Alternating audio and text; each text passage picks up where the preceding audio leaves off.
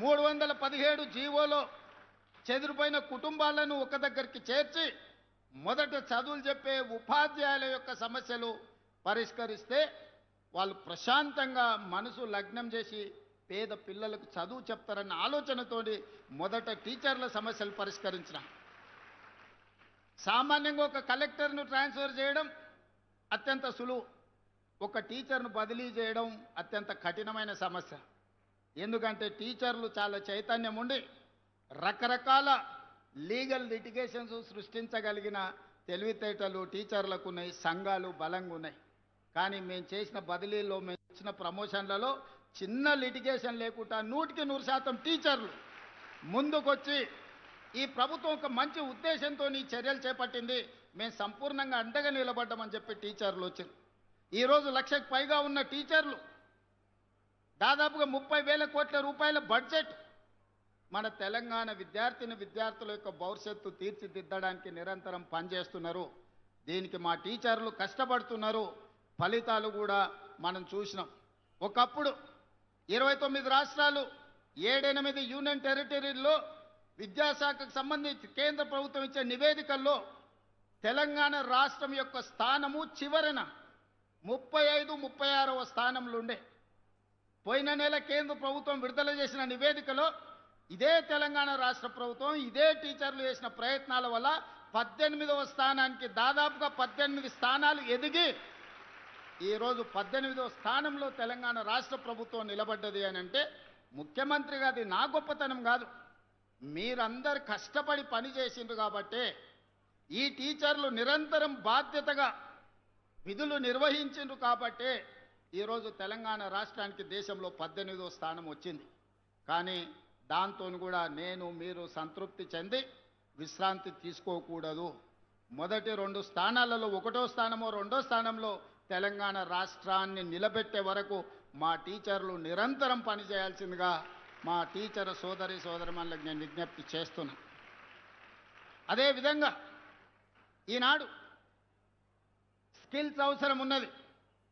మీ అందరికీ తెలుసు, ఒకప్పుడు కంప్యూటర్ సాఫ్ట్వేర్ ఇంజనీర్ అయిందంటే భవిష్యత్తు బాగుంటుంది, అమెరికాకి వెళ్తాడు, డాలర్లు సంపాదిస్తాడు, మాకు ఉజ్వల భవిష్యత్తు ఉంటుందని. ఇవాళ అమెరికాలో ఆర్టిఫిషియల్ ఇంటెలిజెన్స్ టెక్నాలజీ విప్లవం వచ్చి ఉద్యోగాలు పోయి అమెరికాకి వెళ్ళిన పిల్లలు వెనక్కి వస్తుంటే తల్లిదండ్రులు దిగాలుతో కూర్చుంటున్నారు. మరి దీన్ని ఎదుర్కోవడానికి మనం సంసిద్ధత తయారు చేయాలి కదా. అందుకే ఈరోజు వైట్ కాలర్ జాబులు పోతుంటే బ్లూ కాలర్ జాబులు అందించాలి. బ్లూ కాలర్ జాబులు అంటే సాంకేతిక నైపుణ్యం, శిక్షణతో కూడుకున్న నైపుణ్యం. అందుకే ఐటీఐలను 1956లో ప్రారంభిస్తే ఆ రోజున్న సిలబసే ఈ రోజు వరకు నడిపించినాం. ఆనాడు డీజిల్ కారుకు మెకానిక్ అంబాసిడర్ కార్లు రిపేర్ చేసే అప్పుడు నేర్పించింది. మరి ఇవాళ పిల్లోడు అంబాసిడర్ కార్ రిపేర్ నేర్చుకుంటే అంబాసిడర్ కార్ ఎక్కడా లేదు, ఫామ్ హౌస్లో తప్ప. అక్కడికి ఆయన రానియడు, మనోడు రిపేర్ చేయడు. అది రిపేర్ చేసినా బాగుపడేటట్లేదు. అందుకే అంబాసిడర్ కార్లను రిపేర్ చేయడం కాదు, ఆడి BMW బెంజ్ కార్లు ఈవీ కార్లను ఏ విధంగా రిపేర్ చేయాలనో, దానికి బ్యాటరీలను ఎట్లా తయారు చేయాలనో, ఈవీ వెహికల్ని మనం రోడ్డు మీదకి తేవాలంటే బ్యాటరీ అంతంత కీలకం. ఇంతకుముందే అమరాజా బ్యాటరీస్ కంపెనీని మన జిల్లాలో మనం ప్రారంభించుకున్నాం. నైపుణ్యం పెరిగింది, దేశాల మీద పోటీ పెరిగింది. ఒకప్పుడు మనం అమెరికా వైపు చూసేటోళ్ళం. ఈరోజు మన ఉద్యోగ ఉపాధి అవకాశాలు German, Japan, south Korea, China లాంటి దేశాలల్లో పెద్ద పెద్ద ఉద్యోగాలు ఉన్నాయి. మన కాళ్ళ మీద మనం నిలబడే అవకాశాలు ఉన్నాయి. అందుకే మా టీచర్లకు అందరికి విజ్ఞప్తి చేస్తున్నా, పిల్లలకు జర్మన్, జపాన్ లాంగ్వేజ్ నేర్పండి, సౌత్ కొరియన్ లాంగ్వేజ్ నేర్పండి. బేసిక్స్ వస్తే కూడా నెలకు 2 లక్షల రూపాయలు సంపాదించుకునే పరిస్థితి ఈరోజు ఉన్నది. ఒకప్పుడు మీరందరూ చూసిండ్రు, ఐఏఎస్లు, ఐపీఎస్లు విదేశాలకు పోయేటోళ్ళు స్టడీ టూర్ అని. ఈసారి టీచర్లను విదేశాలకు పంపించడం, అక్కడున్న విద్యా వ్యవస్థను స్టడీ చేసి పిల్లలకు మంచి విద్యను అందించడానికి. పోయిన సంవత్సరం నాకు తెలిసి 50 మంది టీచర్లను విదేశాలకు పంపించి స్టడీ చేయించినాం. ఈసారి 150 మంది టీచర్లను ఈసారి మనం పంపిస్తున్నాం. ఒకప్పుడు ఐఏఎస్లు మాత్రమే విదేశాలకు వెళ్తే ఈరోజు మా టీచర్లను ఈరోజు సింగపూర్, సౌత్ కొరియా, ఫిన్లాండ్ లాంటి దేశాలలో ఎక్కడైతే విద్య అద్భుతంగా పేదలకు అందిస్తుందో ఆ రాష్ట్రాలకు టీచర్లను పంపిస్తున్నాం. స్టేట్ ఫార్మేషన్ డే రోజు బెస్ట్ పర్ఫార్మ్డ్ టీచర్లకు అవార్డ్స్ ఇవ్వాలని ఈరోజు నిర్ణయించుకున్నాం. అదేవిధంగా పాఠశాలల్లో చదువుకునే పిల్లలకు ఒకప్పుడు బట్టలు ఎప్పుడో లేకపోతే చెప్పులు ఎట్లుండేటివో తెలియని పరిస్థితులు.